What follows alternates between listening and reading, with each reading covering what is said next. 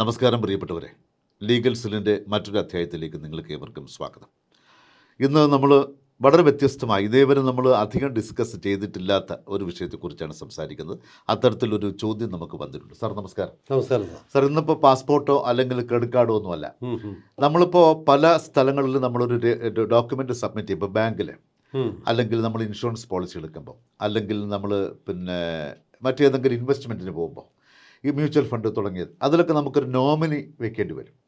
അപ്പോൾ ആ നോമിനിയുടെ പേര് നമ്മൾ വെച്ച് കഴിഞ്ഞാൽ ആ നോമിനിക്കുള്ള യഥാർത്ഥത്തിലുള്ള അവകാശങ്ങളും അധികാരങ്ങളും എന്താണ്? നമ്മുടെ അവകാശമാണോ അവർക്ക് പോകുന്നത്? നമ്മുടെ കാലശേഷം ഉള്ളതാണല്ലോ നമ്മൾ നോമിനി നമ്മൾ നോമിനേറ്റ് ചെയ്യുന്നു. അപ്പോൾ ആ നോമിനിയുടെ പവർ എന്താണ്? നോമിനിക്ക് എന്തൊക്കെ തരത്തിൽ വരും? അവകാശികളും നോമിനിയും തമ്മിൽ എങ്ങനെ ബന്ധപ്പെട്ടിരിക്കുന്നു? അപ്പോൾ നോമിനിക്ക് തന്നെയാണ് ഇത് കംപ്ലീറ്റ് പോകുന്നത്. അത് സാറിന് ഒന്ന് വിശദീകരിക്കാമോ? തീർച്ചയായിട്ടും നല്ല ചോദ്യമാണ്. അതുപോലെ തന്നെ ധാരാളം ആൾക്കാർ ഇപ്പം ഒരു കൺഫ്യൂഷൻ ഉള്ള ഒരു ക്വസ്റ്റ്യനാണ്. എനിക്കും ക്വസ്റ്റ്യൻസ് പലരും ചോദിക്കാറുണ്ട്.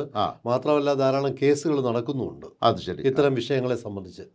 ഇപ്പോൾ സാറ് പറഞ്ഞത് വണ്ണം ഒരാളിനൊരു ബാങ്കിൽ ഒരു അക്കൗണ്ട് ഓപ്പൺ ആക്കുമ്പം, അല്ലെങ്കിൽ ഒരു ഫിക്സഡ് ഡെപ്പോസിറ്റ് ബാങ്കിൽ ഇട്ട് കഴിയുമ്പം, അവിടെ അതിനകത്തൊരു നോമിനിയെ ചോദിക്കാറുണ്ട്. അതെ, സാധാരണ രീതിയിൽ ബാങ്ക് ചോദിക്കുന്ന ഒരു ചോദ്യം, നിങ്ങൾ ആരെയാണ് നോമിനിയായിട്ട് വെക്കാൻ ഉദ്ദേശിക്കുന്നത്? അപ്പം മിക്കവാറും ആളുകൾ ഇപ്പം ഒന്നുകിൽ മക്കളുടെ പേര് വെക്കും, അല്ലെങ്കിൽ ഭാര്യയുടെ പേര് വെക്കും. അതെ, ആ ഭാര്യയാണ് ഓപ്പൺ ആക്കുന്നതെങ്കിൽ ഭർത്താവിൻ്റെ പേര്, അല്ലെങ്കിൽ അവരുടെ അച്ഛൻ്റെ പേര്, അമ്മയുടെ പേര്, അങ്ങനെ അടുത്ത രക്തബന്ധമുള്ള ആളുകളുടെ പേരുകളാണ് ചില ആളുകളൊക്കെ വെക്കുന്നത്. എന്നാൽ ചില ആളുകൾ വെക്കുന്നത് അത്ര രക്തബന്ധമുള്ള ആളുകളുടെ പേരായിരിക്കത്തില്ല. ചിലപ്പം ഏതെങ്കിലും അടുത്ത വേറൊരു ബന്ധുവായിരിക്കാം, അടുത്ത സുഹൃത്താവാം, അവരുടെ പേര് വെക്കുന്നവരും ഉണ്ട്. അപ്പം നോമിനിയായിട്ട് വെക്കുന്ന മാത്രമല്ല, ഒരാളിന് 4 മക്കളുണ്ട്. അദ്ദേഹം അക്കൗണ്ട് ഓപ്പൺ ആക്കി, അദ്ദേഹത്തിന് ഒരു മകന്റെ പേരാണ് വെച്ചിരിക്കുന്നത്, ബാക്കി 3 മകന്റെ മക്കളുടെ പേരില്ല, ഭാര്യയുടെ പേരില്ല, ഒന്നുമില്ല. നോമിനിയായിട്ട് ഒരാളിന് മാത്രമാണ് കാണിക്കുന്നത്. അപ്പം ഈ നോമിനിയായിട്ട് കാണിക്കുന്ന വ്യക്തിക്ക് അദ്ദേഹത്തിന്റെ അക്കൗണ്ടിൽ കിടക്കുന്ന പണം എപ്പോഴാണ് ലഭിക്കുന്നത്? അദ്ദേഹം മരണപ്പെട്ടു കഴിയുമ്പോൾ അദ്ദേഹം പറയുകയാണ്, ഞാൻ ഈ അക്കൗണ്ടിൻ്റെ നോമിനിയാണ്, അതുകൊണ്ട് എൻ്റെ ബന്ധു അക്കൗണ്ട് ഹോൾഡറുടെ പേരിലുണ്ടായിരുന്ന അക്കൗണ്ടിൽ കിടക്കുന്ന മുഴുവൻ പണവും എൻ്റെ അക്കൗണ്ടിലേക്ക് ട്രാൻസ്ഫർ ചെയ്ത് തരണം എന്ന് അദ്ദേഹം റിക്വസ്റ്റ് കൊടുത്താൽ, ബാങ്കിങ് റെഗുലേഷൻ ആക്ട് അനുസരിച്ചുകൊണ്ട് ബാങ്ക് മാനേജർ ആ പണം, മരിച്ചുപോയ വ്യക്തിയുടെ അക്കൗണ്ടിൽ കിടക്കുന്ന പണം, ഈ നോമിനിയുടെ അക്കൗണ്ടിലേക്ക് മാറ്റി കൊടുക്കാൻ ബാധ്യസ്ഥനാണ്.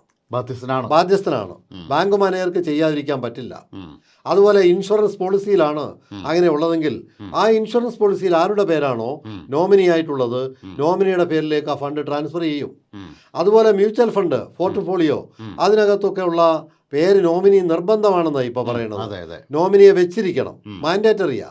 അങ്ങനെ നോമിനിയെ വെക്കുന്ന സാഹചര്യത്തിൽ നോമിനിയുടെ അക്കൗണ്ടിലേക്കാണ് പണം പോകുന്നത്.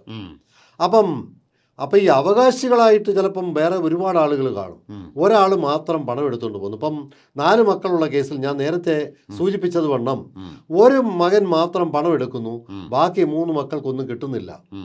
അപ്പം ഈ 3 മക്കള് ഞങ്ങളെപ്പോലുള്ളവരെ സമീപിക്കും, വക്കീലന്മാരെ സമീപിക്കും. അപ്പം ഞങ്ങൾ പറഞ്ഞു കൊടുക്കും, ഈ നോമിനിക്ക് യാതൊരു അവകാശവും ഇല്ല.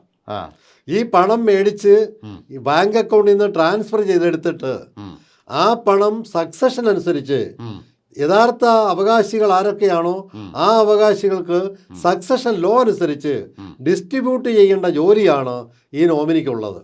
അദ്ദേഹത്തിന് ഒരുപക്ഷെ മകനാണെങ്കിൽ ഒരു അവകാശം കിട്ടാം, ബാക്കിയുള്ളവർക്കും അവകാശം കൊടുത്തിരിക്കണം. അപ്പം അതിൻ്റെ നിയമം അനുസരിച്ച്, സക്സഷൻ ലോ അനുസരിച്ച് അത് ഡിസ്ട്രിബ്യൂട്ട് ചെയ്യാനുള്ള ജോലി ഈ നോമിനിക്കുണ്ട്. അല്ല, നോമിനി പണത്തിൻ്റെ ഉടമസ്ഥനല്ല. നോമിനിയെ വെറും ഒരു ട്രസ്റ്റി ആയിട്ടാണ് വെക്കുന്നത്. Nominee is acting as A trustee. His duty is to distribute the amount according to the proportion based on the succession law. അതാണ് നിയമം. അല്ലാതെ അദ്ദേഹത്തിന് ഈ പണം എടുത്ത് എന്നെയാണ് എൻ്റെ ചേട്ടൻ ഭയങ്കര സ്നേഹം എന്നോടുണ്ടായിരുന്നത് കൊണ്ട് എൻ്റെ അനിയൻ നോമിനി ആയിക്കോട്ടെ എന്ന് പറഞ്ഞ് തന്നതാണെന്ന് പറയാൻ സാധ്യമല്ല.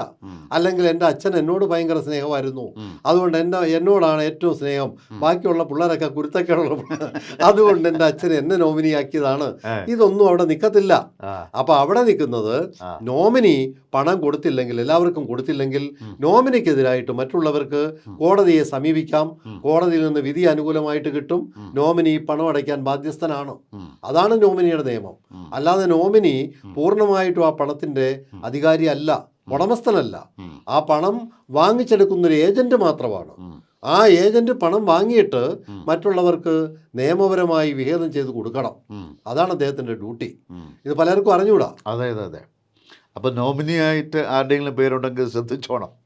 നോമിനിക്ക് ഉള്ള പവർ എന്ന് പറഞ്ഞാൽ ഇത്രയും മാത്രം, പണം സ്വീകരിക്കാൻ അധികാരമുണ്ട്. പണം സ്വീകരിക്കാം അധികാരം. കാരണം അതിന് നിങ്ങളെ നോമിനിയാണല്ലോ ചുമതല. അതെ, ബാങ്ക് അതിനകത്ത് സക്സഷൻ നോക്കുന്നില്ല. ബാങ്ക് നോക്കുന്ന ബാങ്കിങ് റെഗുലേഷൻ ആക്ടിലെ പ്രൊവിഷനാണ്. എക്സാക്ട്ലി അതാണ് നോക്കുന്നത്. അതെ. എന്നാൽ ബാങ്കിൽ വേണമെങ്കിൽ തർക്കം കൊടുക്കാം.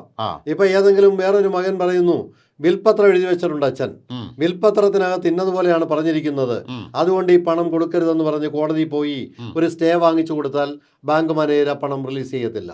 അപ്പൊ വില്ലിനും ഇതുമായിട്ട് ബന്ധമുണ്ട്. വില്ല് ഇതിന്റെ മറുവശമാ സാർ. ഈ നോമിനി വെക്കുന്നത്, നോമിനി എന്ന് പറയുന്നത് ഞാൻ പറഞ്ഞു ഒരു ട്രസ്റ്റിയാണ്. അതെ. നേരെ മറിച്ച് വിൽപത്രം അതല്ല. വില്ലിലൂടെ ഒരു അധികാരം കൊടുക്കുകയാണ്.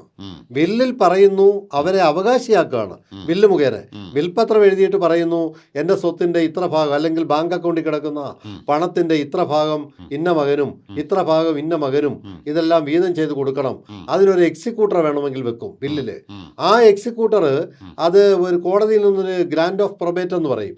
പ്രൊബേറ്റ് ചെയ്ത് കഴിഞ്ഞാൽ അദ്ദേഹത്തിന് ആ പണം അതുപോലെ ചെയ്യാനുള്ള അധികാരമാണ് കിട്ടുന്നത്. ഇനി ബില്ല് എഴുതി വെച്ചിട്ടില്ലാത്ത കേസുകളിൽ തന്നെ സ്വത്തൊക്കെ കിടക്കുന്നു. ഇപ്പൊ അസറ്റ്സ് ഉണ്ടാവാം. ബാങ്കിലെ പണം മാത്രമല്ല, അതിനകത്ത് തന്നെ പലപ്പോഴും പല കേസ് വരുന്നത് ലെറ്റേഴ്സ് ഓഫ് അഡ്മിനിസ്ട്രേഷൻ എന്ന് പറയും. എന്ന് വെച്ചാൽ ഒരാളെ അഡ്മിനിസ്ട്രേറ്ററായിട്ട് നിയമിക്കാൻ വേണ്ടി കോടതിയെ സമീപിക്കുകയാണ്. അങ്ങനെയും കേസ് കൊടുക്കാറുണ്ട്. അപ്പൊ ഇതെല്ലാം വിൽപത്രമായാലും ഇനി ഒന്നും ഇല്ലാത്ത കേസിൽ ലെറ്റേഴ്സ് ഓഫ് അഡ്മിനിസ്ട്രേഷൻ ഓർഡർ കോടതിയിൽ നിന്ന് വാങ്ങിക്കുന്നതായാലും അതുപോലെ നോമിനിയുടെ കേസും ഇതെല്ലാം കുറച്ച് ബന്ധമുണ്ട്. പക്ഷേ വിൽപത്രത്തിൽ എഴുതിയാൽ അതിനകത്തൊരു അവകാശം വരികയാണ്, ഒരു ഓണർഷിപ്പ് വരുന്നുണ്ട് ബില്ലിൽ വരുമ്പോൾ. നേരെ മറിച്ച് നോമിനിക്കകത്ത് ഓണർഷിപ്പ് വരുന്നില്ല. അതാണ് വ്യത്യാസം. അപ്പം നിങ്ങൾക്ക് മനസ്സിലാക്കാനുള്ള ചോദ്യം ചോദിച്ചാണ്, നോമിനിക്ക് ആ ഒരു പണം സ്വീകരിക്കാനും അതിൻ്റെ നിയമം അനുസരിച്ച് അല്ലേ സാർ, സക്സഷൻ ലോ അനുസരിച്ച് വേണ്ടപ്പെട്ടവർക്ക് അർഹതപ്പെട്ടവർക്ക് വീതിച്ചു കൊടുക്കാനുള്ള ഉത്തരവാദിത്വം മാത്രമാണ് നോമിനിക്കുള്ളത്. അതെ. അത് നോമിനി ഇതിൻ്റെ സർവ്വതിൻ്റെയും സർവാധികാരി അല്ല എന്നാണ് പറഞ്ഞു വരുന്നത്. മനസ്സിലായി കാണുമല്ലോ. നിയമസംബന്ധമായ നിങ്ങളുടെ സംശയങ്ങൾ 0019843242484 എന്ന നമ്പറിൽ വാട്സ്ആപ്പ് സന്ദേശമായി അയയ്ക്കുക.